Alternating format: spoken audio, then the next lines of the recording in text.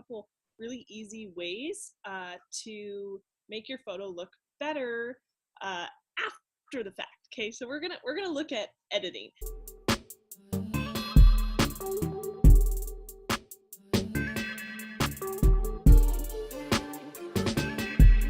If you've ever opened up a photo and you like it, but you know it could be better, but you're just not sure like what to do to make it better, we're gonna try to solve that problem. So I'm gonna see if I can share my iPhone screen real quick. So we're gonna be talking about a little app called Snapseed. This is a totally free little app. It's really cool, great for editing photos. Really simple, easy workflow. So, there's no library in there or anything. You just open one photo at a time. Okay, so I'm just gonna show you kind of how it works and how I would do basic edits to make any photo look better, okay?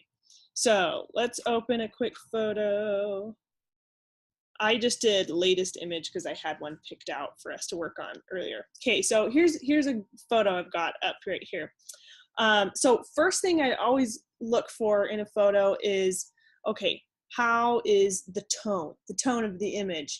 Is it too dark? Is it too light? Is it just right? That's pretty much what we're looking for. So the best way to adjust the tone is to find some kind of curves, okay? And I'll show you what that looks like. So in Snapseed, you go to Tools, okay? It was in the middle on the bottom. You go to Tools, and then they have a curves adjustment. So what curves is, let's see if I can hide that. Okay, so down here on the bottom, see those kind of like little mountain looking things? You guys see that in the graph?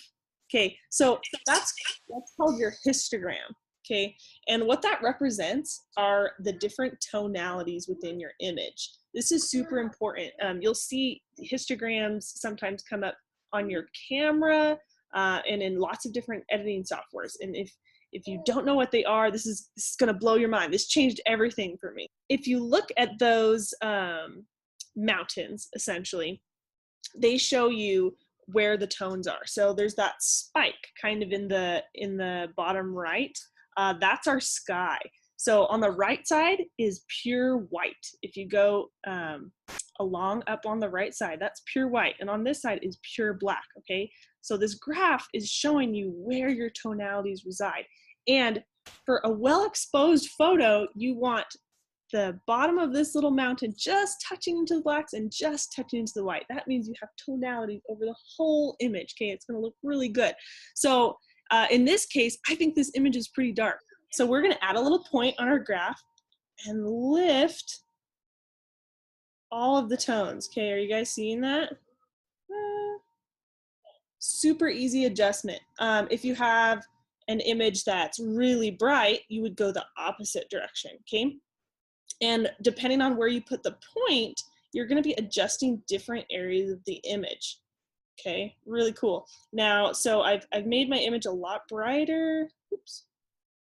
And then maybe I want to put some more darks. Oops, sorry. Okay, some more darks in. Okay, so I added another point and I'm going to bring that back down. Okay, so that's a super easy, okay, basic adjustment. So we're going to keep that. Wherever you put the point, it's going to correlate with whichever tones are, directly beneath it on that graph. So where I put it there, that's kind of in the higher mid-tones. And then you can see if I drag that, if you ever want to add contrast, so like punchier blacks and whites, you do an S curve like this. Okay, if you ever want to make things super low contrast and mellow, I could bring this black point up, and now these the blacks are all kind of mattified, I guess you could say, and you could do the same thing with the whites. That's how you get that. And then we're going to go into tools again. And the next thing I do is I always look at color. Okay, so if you look at our image here, it's kind of like a little cool tones. It's kind of blue. Do you guys see a lot of the blues and the shadows and things? For our ads and stuff, I think it's always a better idea to go warmer, okay?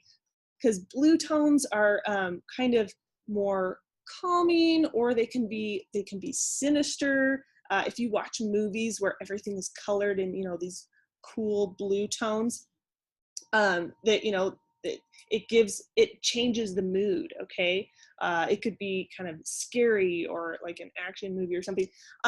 For a lot of our images, we want people to be excited. Their lifestyle images. So showing how cool our lifestyle is. So I would always tend to go warm. So how you would do that, especially here on Snapseed, go to white balance, okay?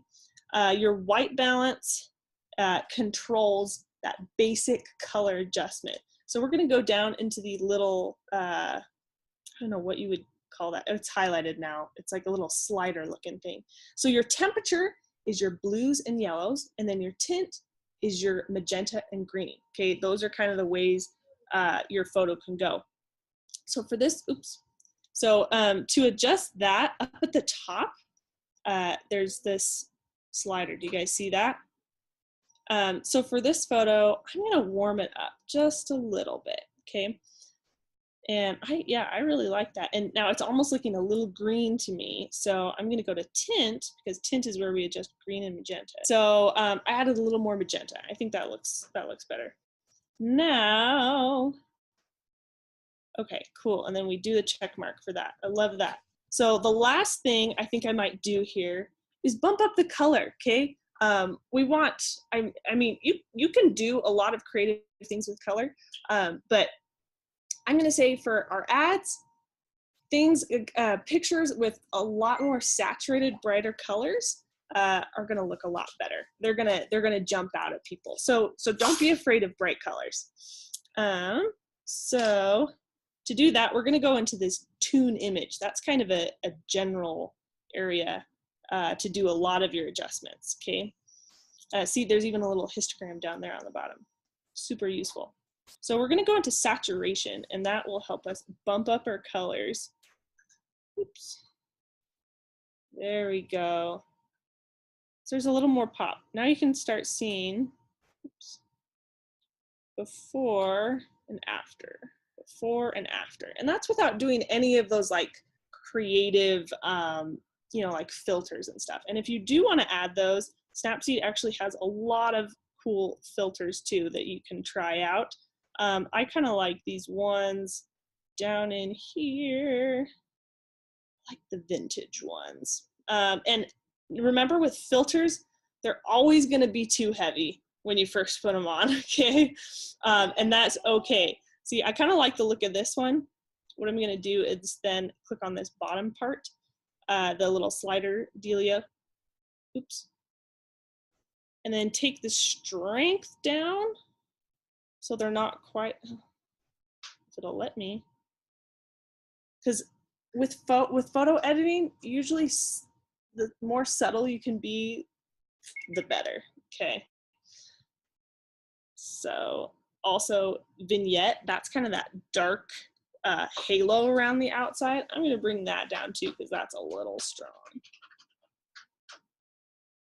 All right, so there we go. There is a fun